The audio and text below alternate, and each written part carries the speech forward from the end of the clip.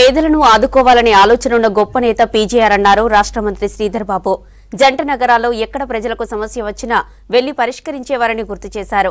నిరుపేదలు, కార్మికుల హక్కుల కోసం పీజీఆర్ పోరాటాలు చేశారని చెప్పారు. చెన్నూరు కాంగ్రెస్ ఎమ్మెల్యే వివేక్ వెంకటస్వామి పీజీఆర్ జయంతి సందర్భంగా ఖైరతాబాద్ సర్కిల్లోని ఆయన విగ్రహానికి పూలమాల వేసి నివాళి అర్పించారు శ్రీధర్ బాబు. కార్యక్రమంలో కాంగ్రెస్ నేతలు, కార్యకర్తలు పెద్ద సంఖ్యలో పాల్గొన్నారు.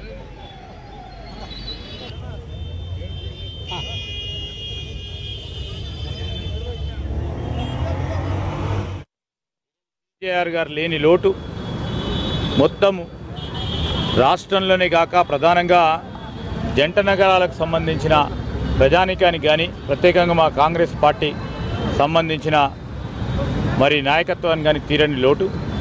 వారికి గొప్పగా నివాళులు పలకాలే.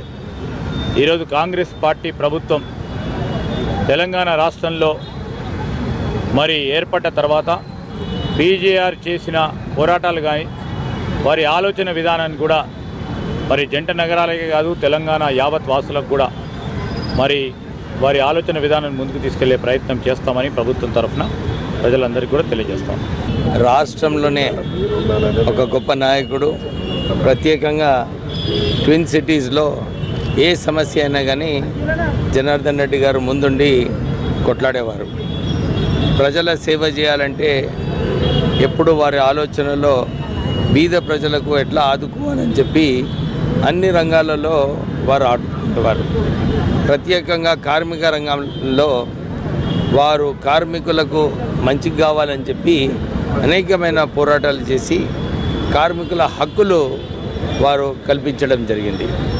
అంటే 1983లో కాంగ్రెస్ పార్టీలో కేవలం 26 మంది గెలిచినప్పుడు వారు లీడర్ ఆఫ్ ద అపోజిషన్గా ఉండి అప్పుడు చాలా సమస్యలు ప్రజల తరఫున వారు అసెంబ్లీలో ఇంకా బయట కూడా ధర్నాలు చేయడం జరిగింది.